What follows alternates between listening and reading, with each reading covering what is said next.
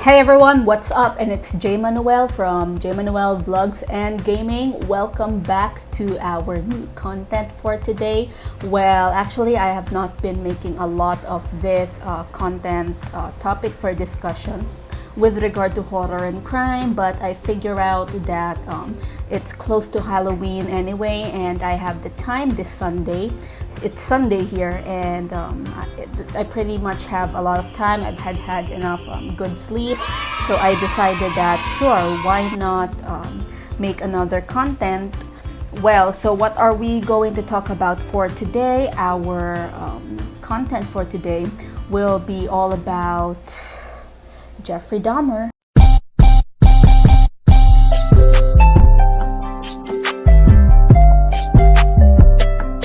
Decided to make this content after I watched Evan Peters' portrayal of famous American serial killer Jeffrey Dahmer. It has reached a huge discussion here in the Philippines, with a lot of Filipinos fascinated about Jeffrey Dahmer and watching conversations with a killer, the Jeffrey Dahmer tapes, which also came out recently. Well, with this content for today on Jeffrey Dahmer, I decided to add, a little bit of twist by focusing on top 5 grisly facts or interesting facts that may or may not have been given highlight when you were watching Dahmer on Netflix, or maybe something that you wanted to know more or give focus more, but has not really been covered, other than the usual that has already been talked about with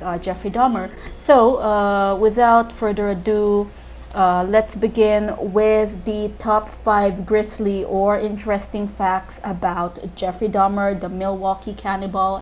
So let's start this off with fact number 1. Jeffrey Dahmer tried to zombify some of his victims, and some of these victims that he was known for trying to zombify or turn into zombies or dummies for his own purposes is Errol Lindsay and Conarac Sinsasamphone. These two people are the victims that he drilled holes into their skull and poured hydrochloric acid in order to try and make them his personal zombies. Well, basically the cause for that, or his reason for that, is because he wanted to take control of these men. He wanted them to be under, his power. Jeffrey Dahmer is somehow of a power-hungry man. When it comes to relationships, he always wants to be the top guy. He wants to be the dominant one. So for him to zombify or to make his victims into a zombie means that he can do whatever he wants with them. And one more thing is that if he is able to successfully turn his victim into a zombie, then they would have no choice but to stay with Jeffrey. So fact number 2 is that he confessed in planning to make a satanic, somehow similar to a satanic altar, using the remains and the skeletal system, the bones of his victims, as well as their skulls. He actually confessed this during an interview when he was apprehended. The reason for this being is that he wanted a place or a sacred space, a personal space. Let's let that pass. I am so sorry. I apologize for any motors that you hear revving up their engines from outdoors. They really have no respect whatsoever. What I was saying, back to what I was saying, I'm just going to pick off with him trying to create, Dahmer trying to create a memorial, a sacred personal space for him, in order for him to meditate and to feel that he is closer with his victims. But I don't think that he really planned to create a worship altar for Satan. I don't think he is like Richard Ramirez, who is really into satanic worships. So for him, according to Dahmer, quote, "It is a place where I could cleanse my thoughts and feed my obsession," end quote. He wanted to feel some sort of essence. He wanted to feel that he's still close with them, that they're still there. The skulls, the remains are littered around. Then that's good enough for Jeffrey Dahmer. So we have fact number 3. Grisly fact number 3 is to explain the term or the phrase "doing a Dahmer." He is somehow the campus clown, the school clown, because he imitates autistic people. He sort of made fun of them, mimicking them, the way they talk, the way they move, which, the more popular kids in school saw that funny. They saw that as a form of entertainment, which is why they always, when he passes by, they always tell Jeffrey Dahmer, "Why don't you pull off a prank, pull off another imitation?" And they call that doing a Dahmer. Now, Jeffrey, he is not really a popular kid. Obviously, he's not a popular kid at school or in his classes. He's smart, yeah, he is intelligent, but he's not someone that people hang around with. Back then, when you say doing a Dahmer, it means to pull a joke or to make a joke. But after Jeffrey Dahmer had been convicted of all the crimes that he was found guilty of doing, okay, that was a slip. The way that I say doing a Dahmer most of the time, that made it slip. Anyway, that kind of took on a whole new meaning. It took on a dark turn. One more thing to clear up. Jeffrey Dahmer was not bullied at school compared to probably other serial killers who have been having a hard time at home, but at the same time they're picked on at school. Jeffrey Dahmer was not bullied at school. I don't think he was bullied at school. In fact, doing a Dahmer and people knowing this term around school proves that at least he has some social relevance within that community. So we have the 4th fact thus far, and this would be rather long because this will talk about the mental disorders that Jeffrey Dahmer has. But the attorney of Jeffrey Dahmer and his father tried to plead that Jeffrey Dahmer is suffering from insanity, so that instead of sending him to prison, they wanted him to be sent to an asylum instead, apparently to receive rehab. Then again, as we know it, after further investigations, the court ruled him as legally sane, which means that Dahmer has knowledge and he has full control of himself. He knows that he is committing these murders. He knows he is doing all this inhumane stuff.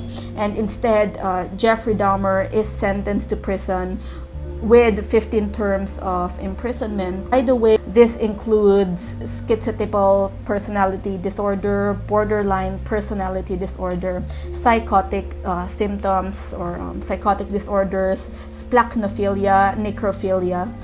When we say schizotypal personality disorder, this simply means someone's odd or eccentric behavior, with having only a few relationships or none at all. Causes mistrust and misinterpretation in the relationship because within the person suffering from this disorder, there is a huge sense of anxiety that makes them distrust a person that they feel intimate towards. Borderline personality disorder, I think this is something that we have commonly heard these days.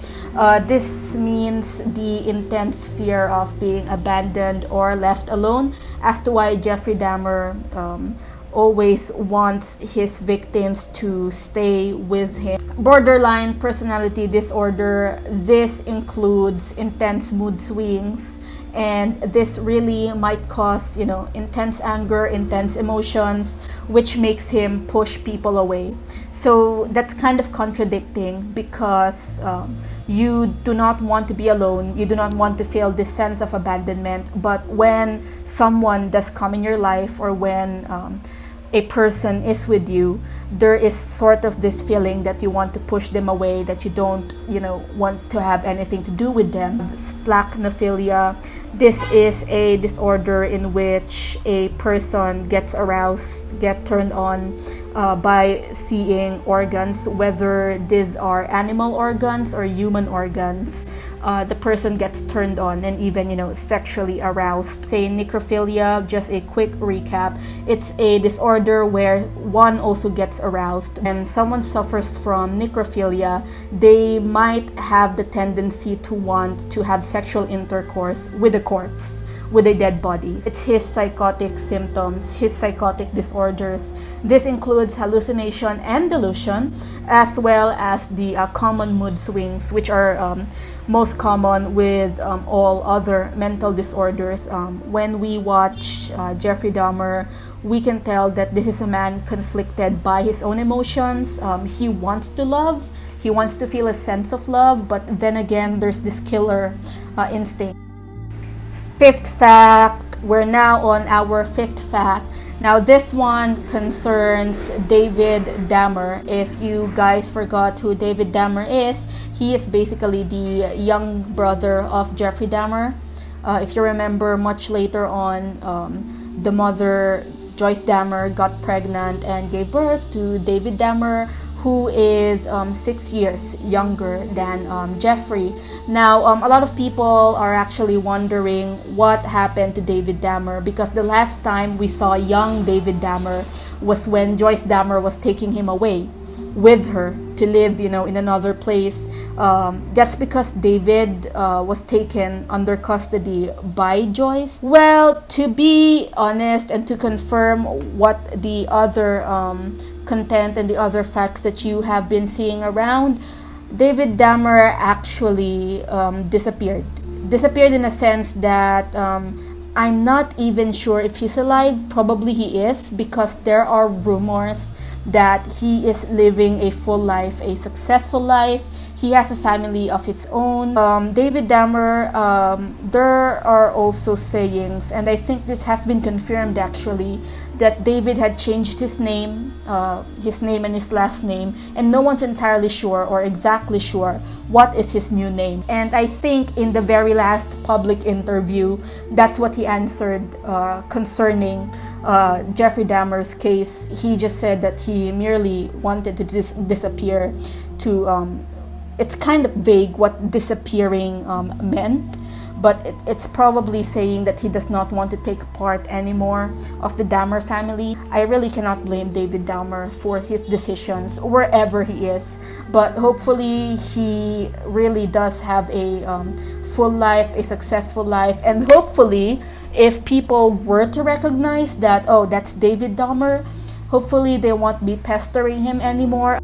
So I guess that's all the time that we have today. This again are the top 5 grisly facts in depth about Jeffrey Dahmer, the Milwaukee Cannibal. And again, thank you guys so much for bearing with me all throughout this content. I hope that somehow you enjoyed it. Please let me know if I made any mistakes on the comment section below. But I enjoyed watching Evan Peters as Dahmer. I enjoyed the series overall. But again, a friendly reminder to all of us, we should not glorify these killers. We should not compare them to one another, such as Jeffrey Dahmer is better than Ted Bundy, for example, because they are all serial killers and they committed very dark, very gory, and unspeakable even crimes. And they are very much real people. They are not just slashers, fictional slashers from horror films. Kindly let me know if I did any mistakes on this video, if there are some vague things that I'm not sure about. Please let me know. We can discuss on the comments below. Again, this is J. Manuel. And if you enjoyed this video, please give it a thumbs up, and maybe, just maybe, hit that subscribe button below. And if you want, you can also check out the very first horror related vlog, something I did like this one, based on The Incantation, which is also a film you can find on Netflix. I hope everyone enjoys this spooky season, and I hope I do get to make more content, especially this month of October. Happy Halloween, y'all!